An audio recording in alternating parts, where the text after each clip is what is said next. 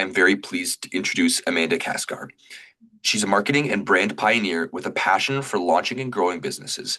Her early career built new ventures for iconic media brands, including Oprah Winfrey, the Food Network, Rachel Ray, and Lifetime. She spent 12 years leading the community team at Lululemon, where she helped the brand expand across the US and open its first European store, among other projects. Amanda is based out of Seattle and currently coaches executives and consults with brands looking to power up their growth through strong cultures that translate to deeply engaged communities. She digs deep with founders to uncover not only their purpose, but also the belief system that informs it. Amanda, I will hand it over to you. Thanks again. Yeah, thanks, Max. It's so fun to be here with all of you. And also weird that I can't see you. So you're floating there in the background, but one of the hallmarks of community is being with people. So I trust that you're out there in the universe, and really appreciate you joining me today. As Max shared, I have spent my career building community and believe it's a competitive advantage. The world of marketing, I don't know if any of you are marketing pros or students, but the world of marketing is vast. Everything, everything is marketing, could be sort of summed up. And as a CMO or a head of marketing for a company, you can wear a lot of different personas. And I think it's a very complex landscape to understand, especially where we are in time and place in 2025 with technology. And so, my point of view is that community is essential to building strong and vibrant brands. And I'm going to share with you some principles around that. So I will share my screen. This picture, actually, that you're about to see is from a 1,000 person yoga class in the Forbidden City in Beijing. The Forbidden City is the birthplace of communism. And what Max didn't mention is that I opened our Lululemon's first store in Europe, but then I went on to live in Hong Kong and open all of our markets in Asia. So I led teams in 8 different countries, and our team in China, we got together to talk about goals for ourselves and also for the company. And one of our very first goals was to have yoga, this very Western practice, in the birthplace of communism. We thought that would be a really interesting idea. And so we had it in our 10-year vision, and we were able to accomplish that in 2 years. And what you can't see back here is the person leading the class was this guy, MC Yogi, and he was known for rapping to the Beastie Boys and rapping about Ganesha in his classes. And so it was this very East meets West experience that you could only have that one time ever. And you'll see that as a common theme. So what does community even mean? I think it's important to create a distinction between what an audience is and what a community is. So our audience are the consumers that follow us on social media, our customers on platforms, the people reading PR articles. We often, a bad marketer will benchmark their KPIs on audience. That's not a bad marketer. It's a good thing to do. Like, what's our total addressable market? What's our audience look like? Is engaged? How many people are on our newsletter? But community is where you click into brand love, brand loyalty, true engagement. A community are the folks that see themselves in our purpose and share our values. They're the participants in supporting collective well-being. They're the participants in events and experience. And it's built on a foundation of relationship, not commerce. One of the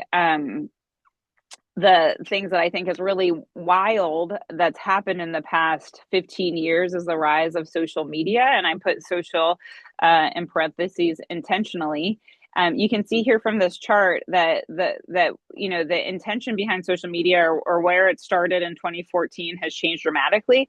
I pulled this from an article or a Substack. Derek Thompson, who has a podcast called Plain English, wrote an article called Everything is Television, and his hypothesis and the argument that he made in this article was that we're all sort of circling the drain and everything is getting to become television in this way that it's just a constant flow of information behind the scenes. And you can see probably in your own life and how you experience social media, how it started to become like television, something that we are voyeurs for, or something that we are watching it as a passive experience. We are less using social media to meet new people and to catch up with friends and to share opinions. We're more in this passive, following celebrities, filling spare time, having it run in the background.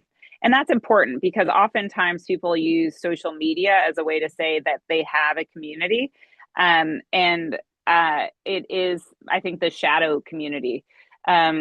I work with a private equity company, and we work with a company called Inferential Focus.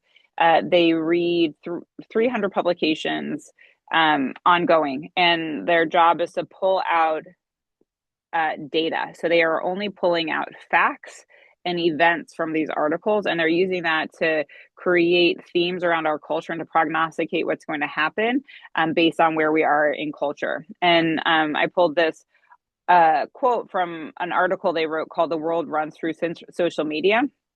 And what it's saying is that social media is a simulation for community. It's a simulation for being social. And so I wanted to create that distinction because community is what human beings essentially need. Community is personal connections, it's personal conversations, it's like looking somebody in the eyeball, it's having a shared experience.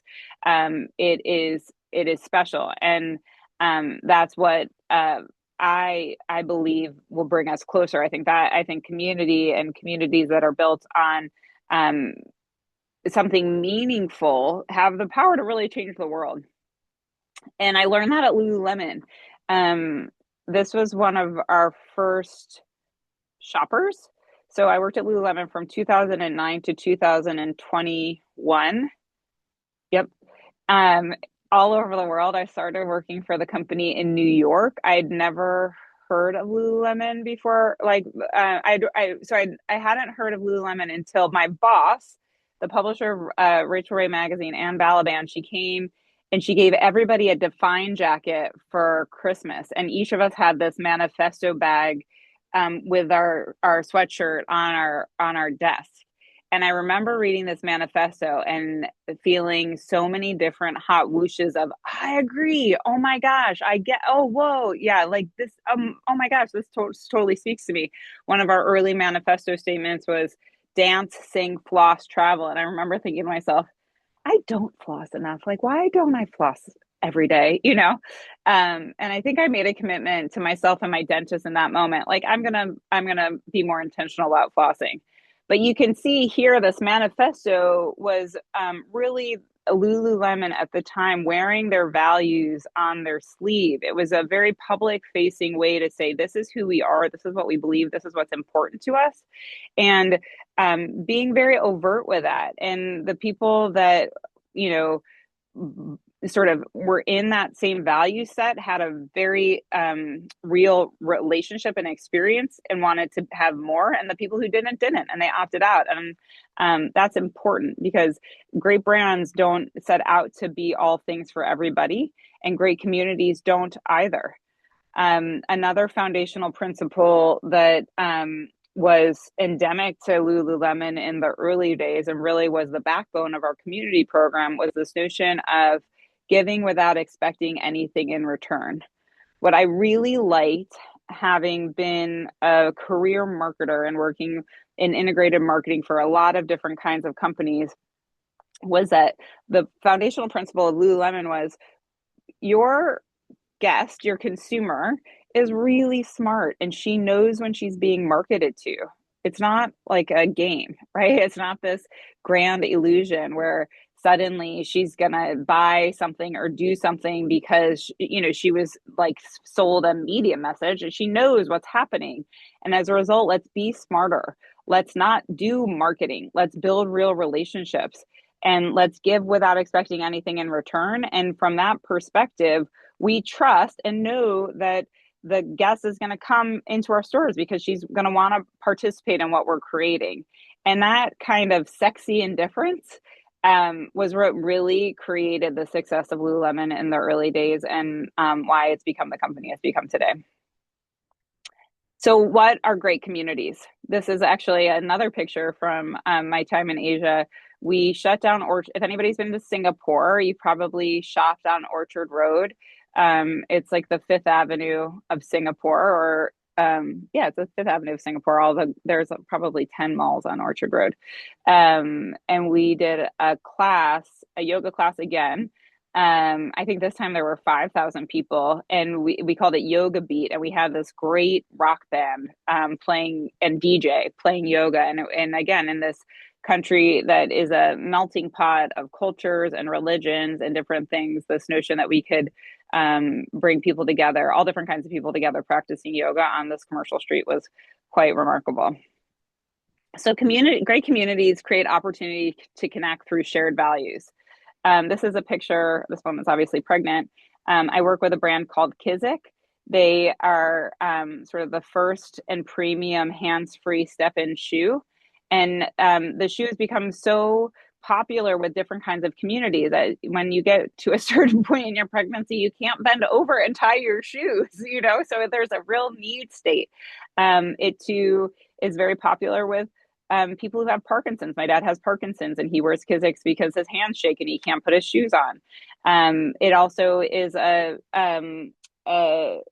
company and a product that is loved by busy moms. If anybody out there has kids or knows a busy mom, you know that every single second we can glean back in our day is added value. And this company sees and recognizes that, and creates a value system and a product around that.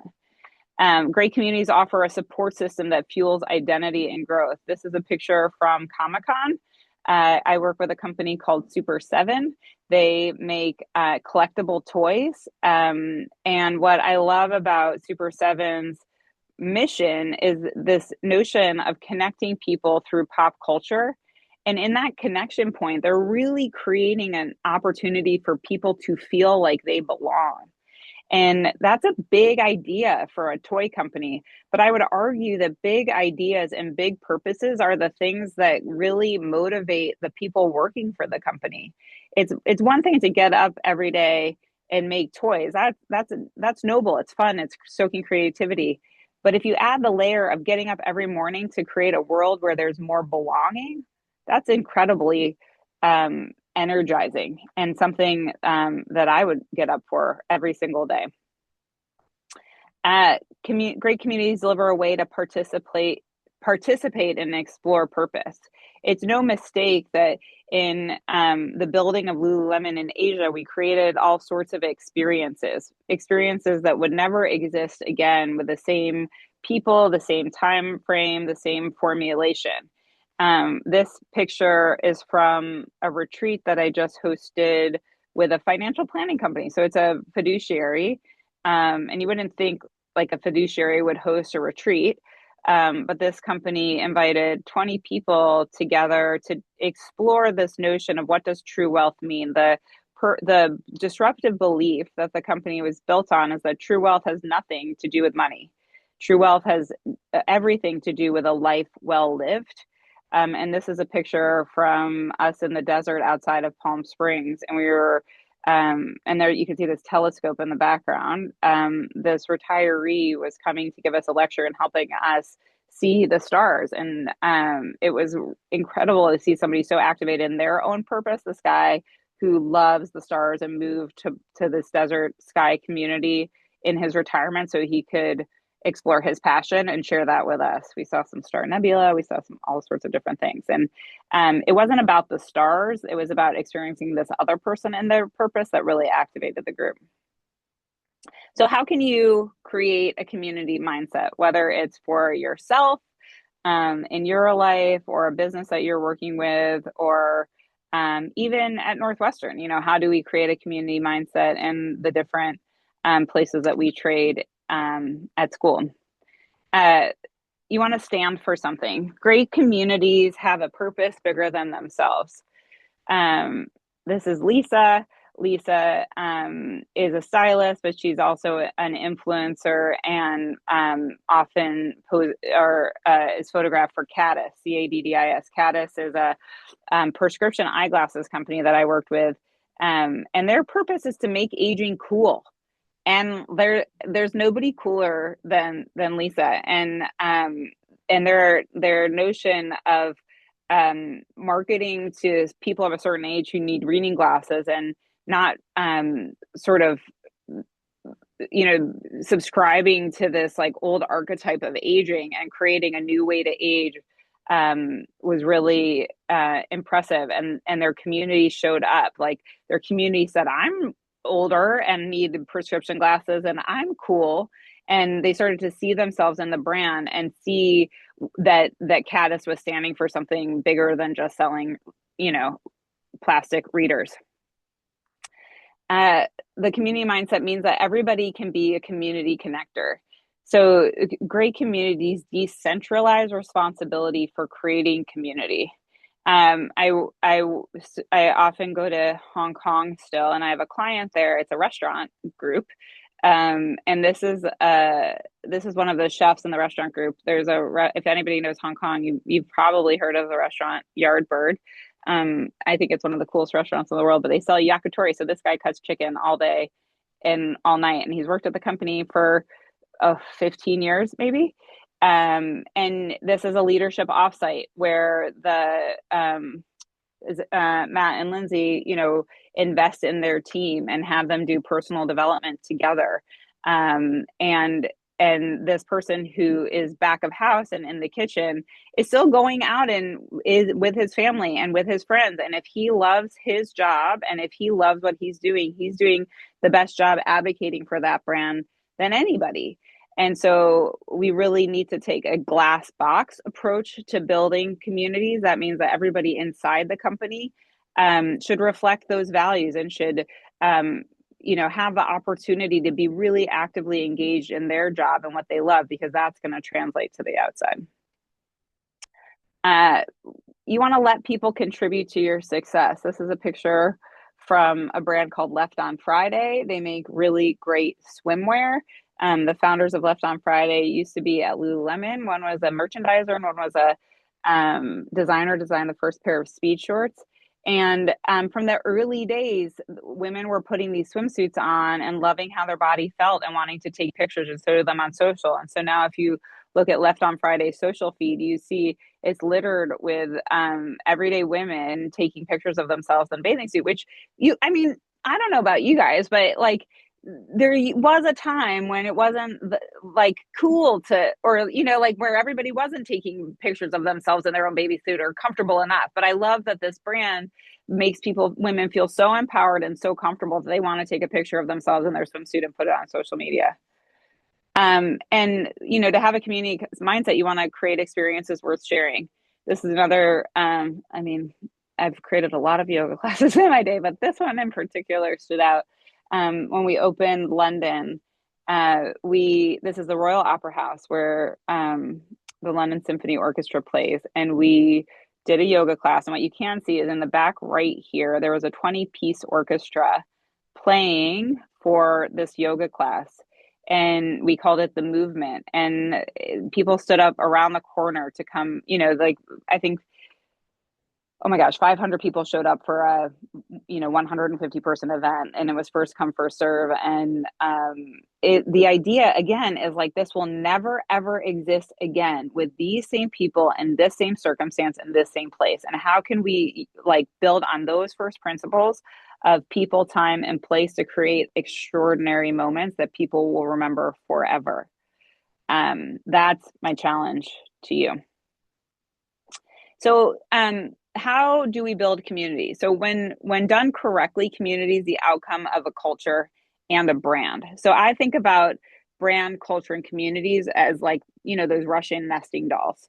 And my consulting company is called Yoke because of what is on the inside, is as potent as and delivers sort of the full picture of what could be on the outside. And so I always start with a brand. And if you're building a brand or if you're affiliated with a brand, I want you to ask yourself, what do we stand for and why does it matter? And if what you stand for is making shit, there might be, part of my language, there might be more there for you.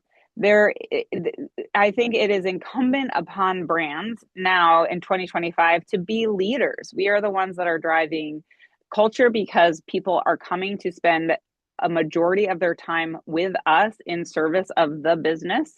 And and there is a lot of money that is being made and put into the economy. So like brands have a lot of power, and it is incumbent upon brands to use that power. And I think for good, like how can we make the world a better place? How can we use business and brand building to make the world a better place? Let's not just make eyeglasses, let's make aging cool so that people have more ownership and autonomy and power as they age, especially in this culture in the West. Let's not just make black stretchy pants. Let's activate a world around personal growth and development and yoga principles. That's what Lululemon did. So, what do we stand for? Why does it matter? The next doll is culture. So, if you have a great brand, the people who come and work with you to build that brand are important. And you want to start with people who share our values and can generate culture, not just consume culture. And you want to enable all of the people in the company to be able to create.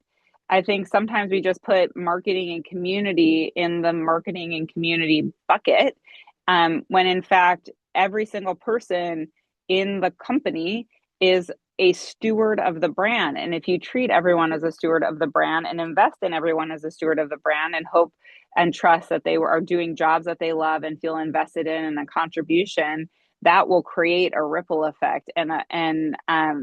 You can really bet on them telling their friend, or we're coming up on the holidays, going to a holiday meal and talking about it with their family.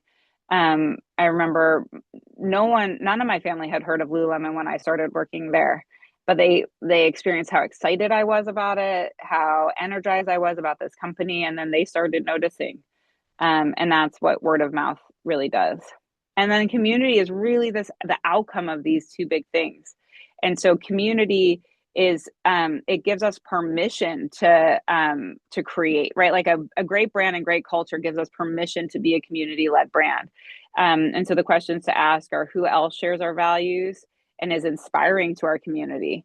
Back in the old days at Lululemon, we used to say, we had a different point of view on competition. We really believed if more people in the world were practicing yoga, the world would be a better place, and that would help support our mission. And so we would sell, if there was a better yoga mat. And back in the early days, Lululemon didn't have a great yoga mat, and so there was a better yoga mat from Gaiam, and so we sold that in the store because we wanted our yoga community to be practicing yoga and be enabled in their practice.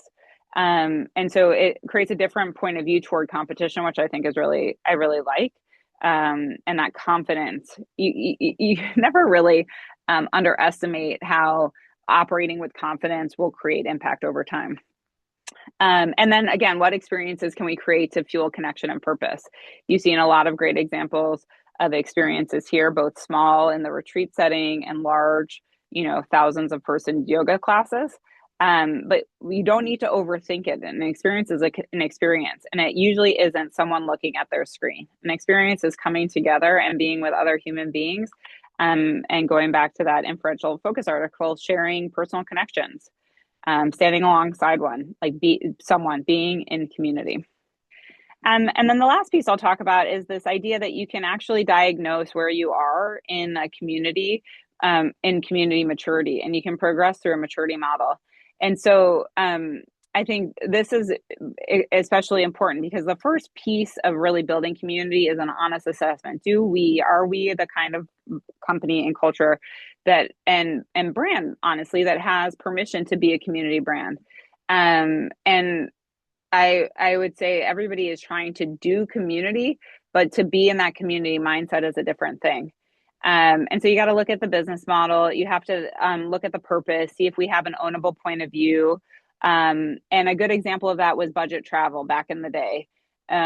This was a company that created a different point of view on travel.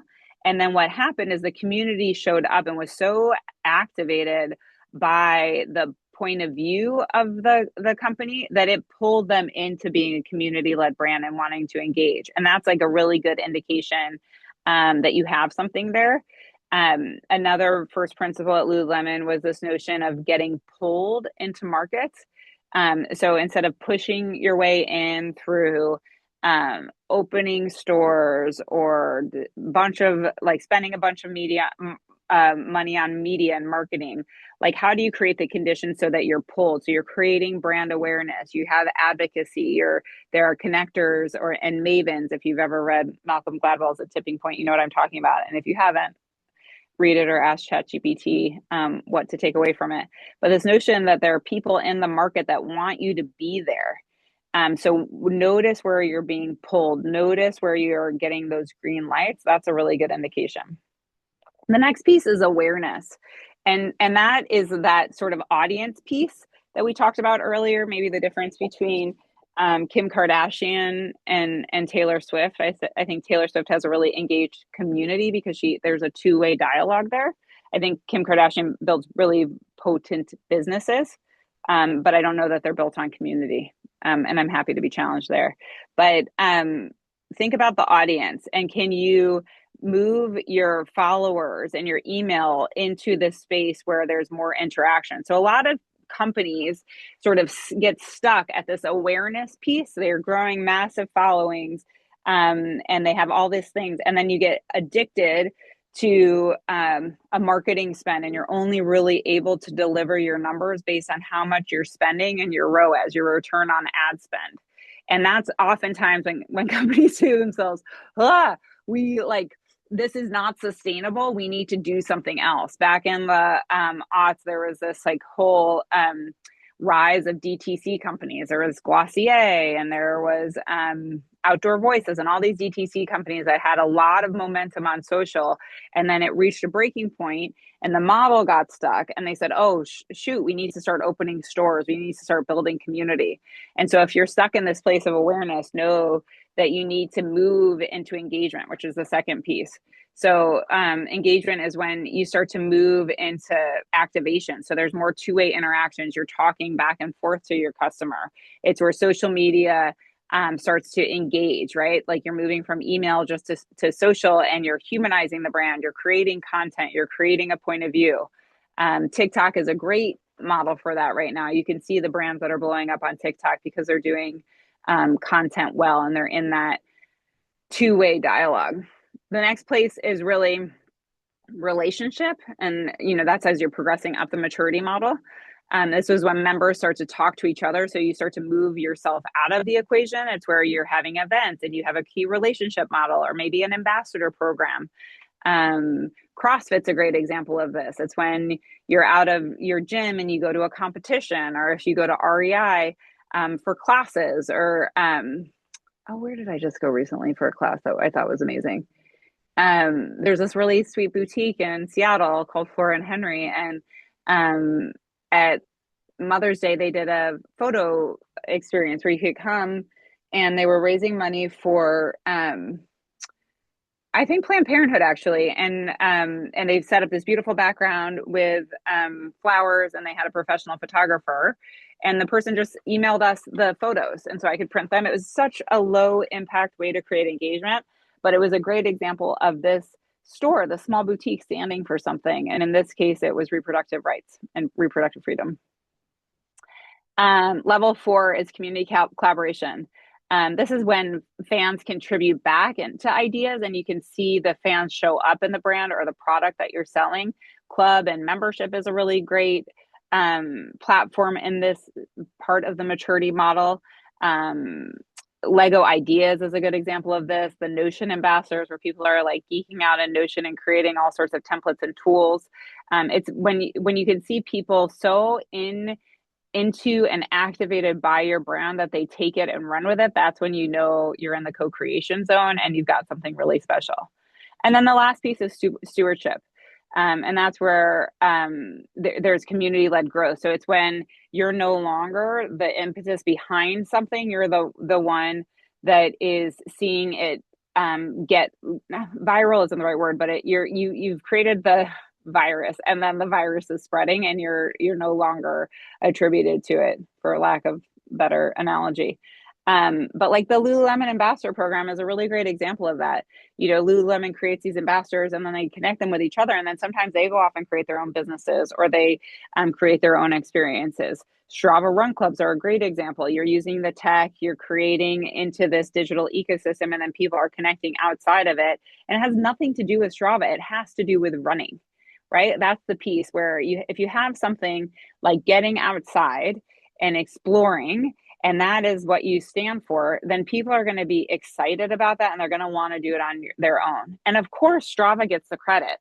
That's the thing that I think is hard sometimes for a performance-based marketing engine to understand.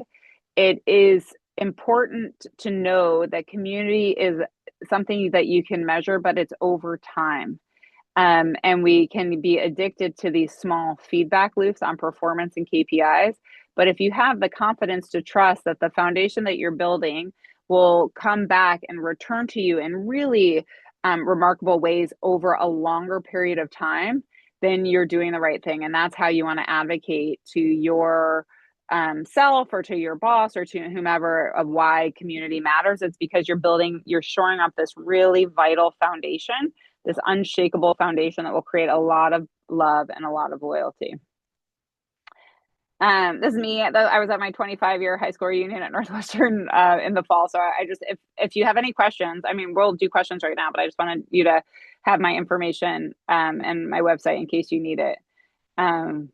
But this is sort of a soup to nuts. I love this picture. This is again from San Diego Comic-Con. These guys are dressed as Ted Lasso, and beard. Max, I don't know if you're going to come back, but oh, there he is. Hi. Amanda, this is great. Thank you so much. And thank you again, everybody. We'll open the floor up for questions. I do love the Ted Lasso. I don't know if anyone knew this, but this was like coincidentally like one of our VPs and I both went as Ted Lasso without realizing it a few years ago for Halloween, which was great. I'd love to see Um, that. so that was a lot of fun. He went his beard. He went his beard. I take it back. Because he let it go during the pandemic. So it was very funny. But anyway, this was really enjoyable. I love seeing all the Lululemon pictures. I want to kick it off with a fun question while I let people take a couple moments to build up some more content. But I'll throw you the softball, and I'll just say, out of all of those events that you got to do, what was the most unique setting, or what was your favorite setting for a Lululemon event? Because those all looked pretty cool. Yeah, good question.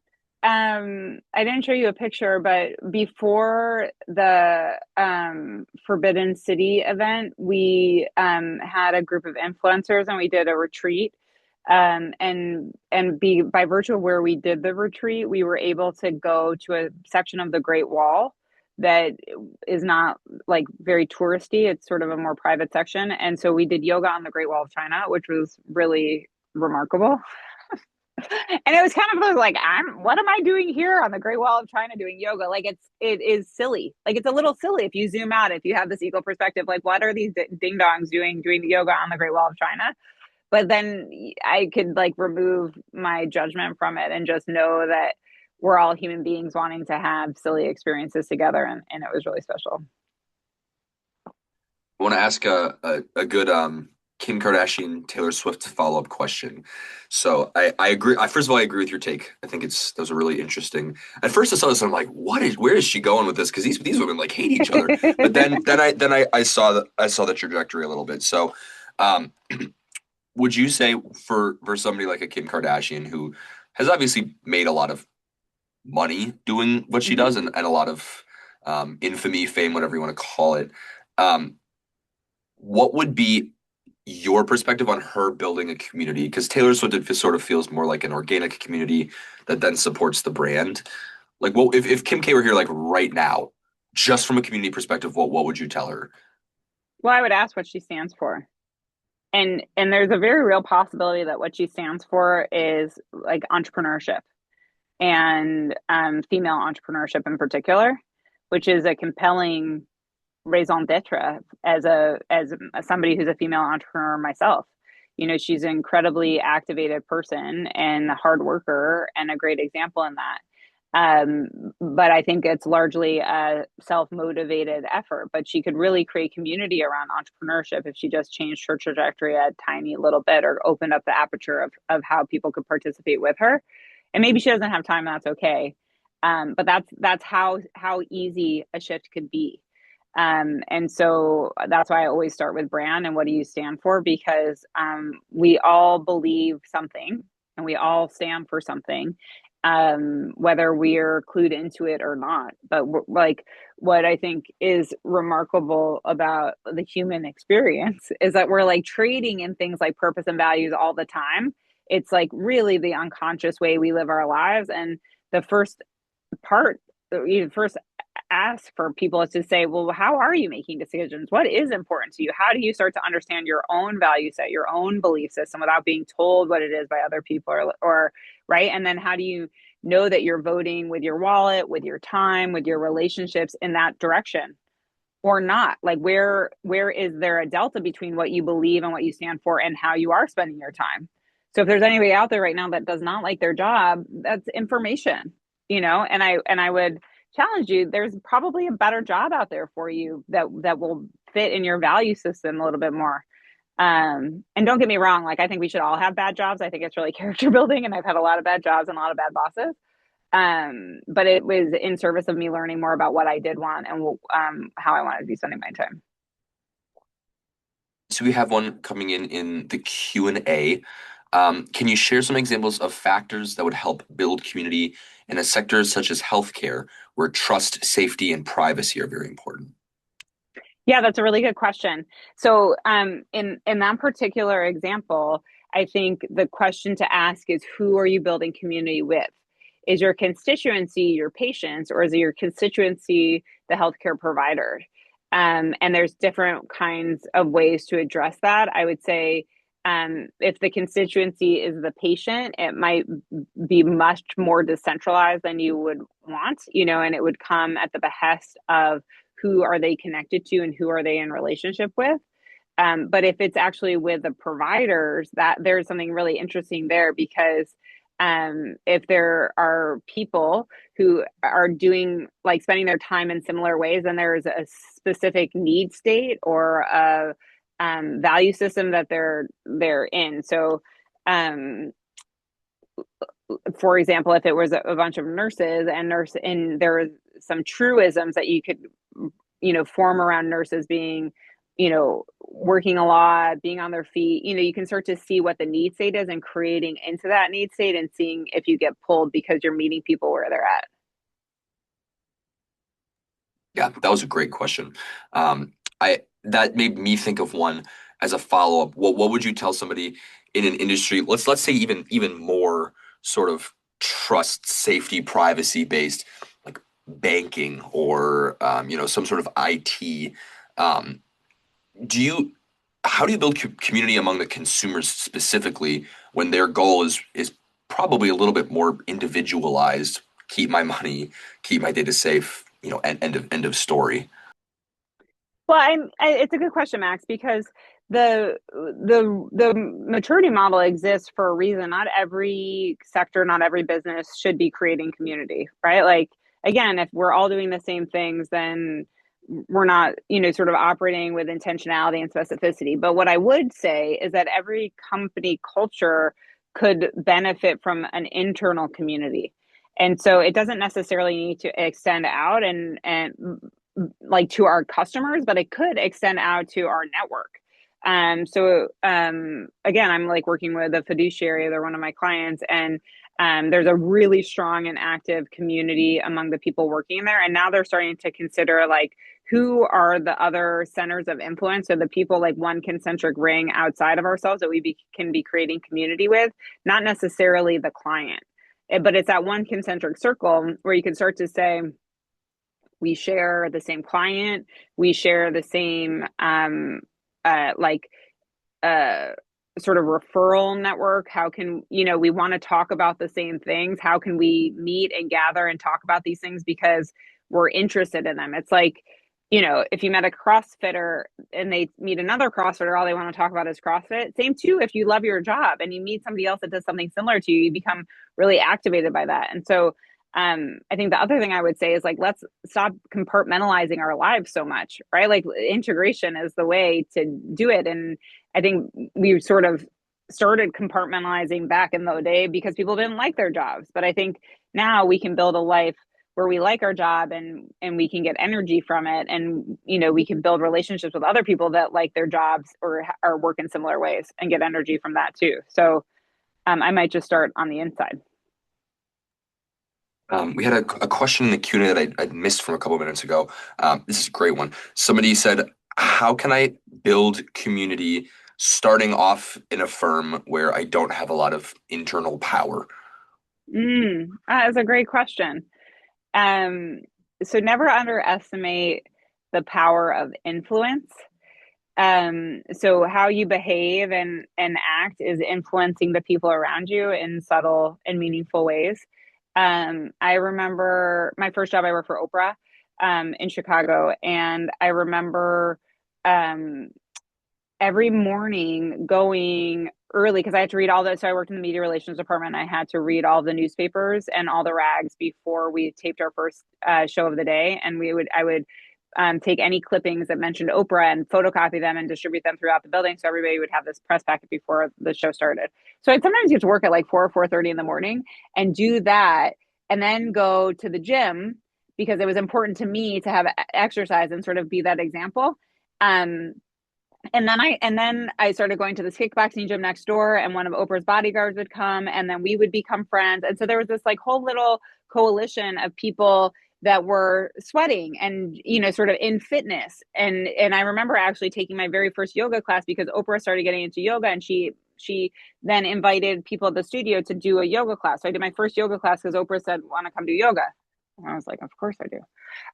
But so do you know what I mean? Like how can you be who you are in like meaningful ways and start to just pull in onesie twosies people to participate with you, and that will create influence. So it's a bit of the snowball effect. But start doing things with integrity and see how that influences people. Yeah, I'm imagining Oprah's bodyguards as like the scariest people I've ever Oh my seen. God, Willie Willing. His name was Willie Willingham.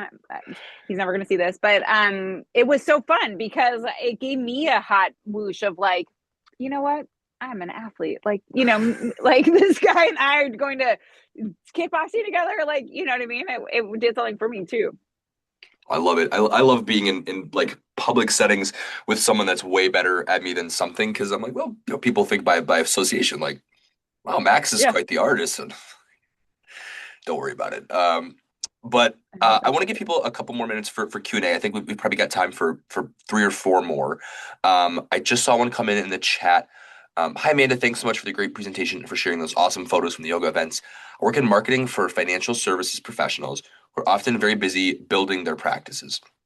I've noticed that the easiest ways for them to engage, like LinkedIn groups, webinars, don't always generate as much excitement. Do you have suggestions for enhancing these experiences or creating new ones that genuinely build community? Or more broadly, how do you decide which channels to prioritize for building and engaging your audience community? so. In this case, your um, client is it the financial services professionals, and you're sort of helping them create community. So I think the thing to notice is how can you really identify who you're speaking with.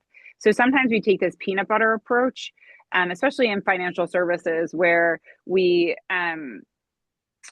want to do all things like all channels or all things to all people, and then we sort of dumb down the messaging and it becomes a little bit rote. And so I would challenge your team to pick one person. Like if everybody were to create a muse of who their ideal customer would be and to really step into that person's mindset, what would they be doing? So you know um I don't really go on Instagram. Like I don't, it doesn't do anything for my mental well-being. I used to be on Instagram quite a lot because I lived far away and all sorts of things. But now I think like if somebody were to like step into my life and media is important to me, they would come up with a much different approach to creating for me than they might have done. And so, like, creating with absolute specificity around this news: how old is this person? Where do they live? What is important to them? What is their household income? How are they spending their time? And just getting creative in that way, you might start to say, we don't need to be in this channel. We don't need to be writing articles this long. You can see how um, you can start to peel away what isn't working and start trying things that might work better and doing less better. um Max did me a solid and posted the full question in here. I just want to make sure I address everything. I mean, LinkedIn group webinar, they don't generate excitement because probably the person isn't excited about them. And so the other question, you could either do tops down or bottoms up. The other question is, what is exciting these people? What do they want to be doing? I was coaching this team recently, and one of the wealth advisors was saying, I have young kids and I want to be developing these COI relationships, but what do you think if, and we have dogs and we really love our dogs, but what do you think if I like hosted a meetup at this like really cool dog park gym thing where they have beers and coffees, and like I invited people with dogs to come out? And I've said that is a brilliant idea because one, you're doing something you like, you're getting time back in your day and making one, this one of my favorites. How do you have feed two birds with one scone? Busy guy with kids and a dog also wants to engage COI relationships. Do it together and see what happens. Like I think sometimes we like overcomplicate things because we again are compartmentalizing. Work is here and my life is here. Let's see how integrating it might help. As the Northwestern webinar host and also the Northwestern LinkedIn overseer, I'm offended by that question. Oh, Webinars are well. not boring. I'm kidding. I'm kidding. I'm kidding. But actually, what I would challenge you, Max, is next time, could we do it so that we're not in a webinar and we're in a talk show or something where people can see each other? Because it would be really cool if I could have seen that person. We could have had an exchange, and it just might be something fun to try in 2026. 100%. I'm down for it. And Amanda, if you want to come back, It will. I'm Oh, look, always we got a here. clap. Do you see? Oh, We we got got a a clap for that clap. one. Thank We you, got a everybody. clap. That means that people want to be able to see and be seen. Excellent. And we used to have the mentor circles, and I know when my old manager left, we haven't done those as much. But those were sort of smaller, more focused with like 10 to 12 people, cameras on, and really hoping to bring something like that back. But I think that's a great suggestion. Um, and Like sometimes we get like over our skis, like wanting to deliver 75 people registered and 60 people attended. Well, who the F cares? Like, right? It just, if one person got one thing from this, maybe that's all that's required. And even if we had 60 people behind the scenes and we had to scroll through screens to look somebody in the eyeball, we could make it work. Right. Yeah, for sure. And I see Elaine said, thank you, Max. I love Northwestern webinars for what it's worth. Thank you, Elaine. Oh, I appreciate it. yes, It's okay. Elaine. I know that everyone on here is a fan of the webinars, and I'm a big fan of all of you. So thank you for being here. And um, we've got one, and I think maybe this person could elaborate on this question. I want to make sure I'm getting it right. Someone says, I'm in arts and culture NFP. The world is that For profit.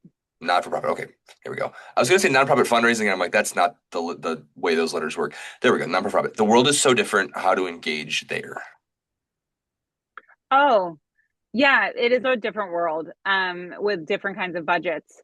But what I would say is that there's a lot of people who work in the for-profit space that want to like get the benefit of doing something meaningful and contributing. And so one question might be, how do you build community with people that are in the for-profit space that can contribute to you? And so, said another way, what are your business goals? And how can you build a community program that helps drive those business goals? And if you were to get really crystal clear on one business goal, even if you are not for profit, so if it's expanding reach or brand awareness or fundraising, like get really clear, crystal clear on one goal, and then create a community program that supports that one goal only. Ooh, you're on mute. Still on mute. Thank you. I have one to ask because The webinar tomorrow, this is such a shameless self-promotion, but we're talking with a biotech CEO, Ankit, who's been you know roundly praised and recognized for his contributions to workplace culture. And his book is called Quiet Leader, Loud Results, and it's all about sort of leading like from being a more introverted person and sort of struggling. He got an MBA and an MD, and said it was just it was difficult to work through those environments because it seemed like the extroverts and the really outgoing people were always the ones being listened to no matter what. And I want to ask you, for someone who is, I know a lot of our audience here is, for example, someone who might be transitioning to a new career, who might be becoming a manager, going to the C-suite. If they are someone that isn't naturally outgoing, extroverted, and they feel like they're a little bit more reserved, how can they still build community meaningfully without making it seem forced? Hmm. Yeah, you're sort of touching on something that might be a misconception. Like in order to do community, you need to be extroverted. That's not the case. Community, like if I were to simplify it, and this is like the simplest definition, it's actually like creating a connection with another person, right? Like to commune, right? Like if we come back to the definition of commune, like I could go for lunch and commune over a simple green salad if with this other person. The difference between having lunch and communing is that we're talking about something meaningful or we're connecting in a meaningful way. And I think introverted leaders likely do a good job connecting one on one, two on one, not in volume. And so don't mistake a volume of people with the success of community. I showed you a lot of pictures of thousands of people doing yoga. Um, but I think one of the most special experiences was in the desert with that one guy who was so excited about astronomy, like so excited. And I mean, I should show you guys the Space Nebula. It was remarkable. And everybody sort of teased him behind his back afterward, but I think it's because they were so humbled by this person's commitment to their passion. And so what I would say, Max, is what this guy probably has discovered, and maybe you can ask him this tomorrow, is like when along the road of his life and becoming a CEO and a doctor and all those things, when did he find himself? Because I would say if he's leading from that place of essence, then people will follow him wherever he wants to go. A great answer. Yeah, I'm excited for that one. And again, if anyone's not registered already, it's in our Yeah, LinkedIn go. group. Take a peek. Take a peek. I think these two webinars actually build really nicely off one another. Um, I want to ask you one final question before we go, because I am selfish and I have our office holiday party just after one Woo. o'clock. So I'm very excited for cookies. But Amanda, this has been phenomenal. Thank you everybody for staying engaged. Thank you for attending. If you're watching this webinar recording, you probably didn't understand some of my little jokes here, but I hope that you enjoyed it as well. Final question for you. If you were starting in a new role, president, CEO, whatever the highest level you can find is, what's the first thing that you would do to establish a culture of community? That's a great question. I would bring everybody together, um, and uh, in a,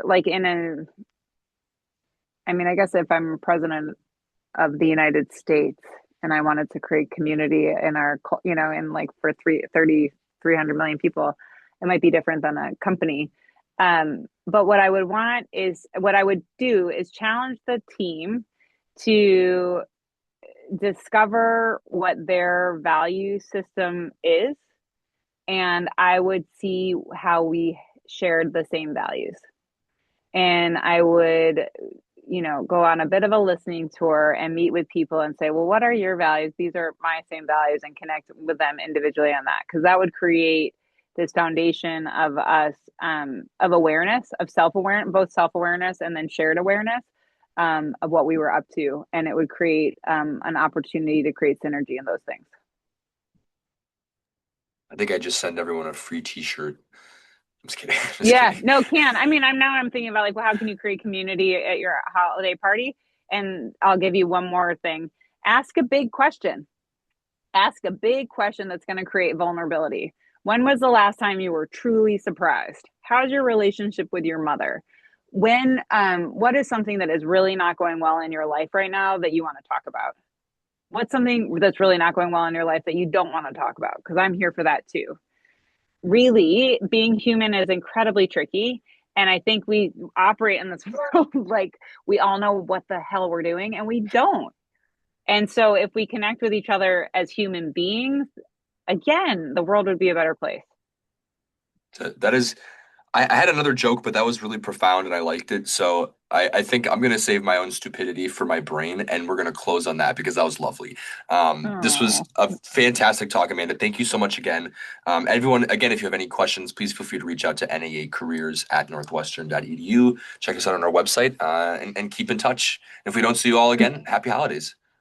Max, it's clear that you really love what you do. And it's clear to me as somebody who's on the receiving end of it. And I'm sure certain it's clear to this audience. And so it's nice to be in the experience of that. So thank you. I appreciate it. We've got a really good community, and they make my life very easy by asking great questions and staying engaged. So thank you, Good. everybody. Well, have a fun holiday party. See Alrighty. ya. Thanks all. Thank you, Amanda. Bye.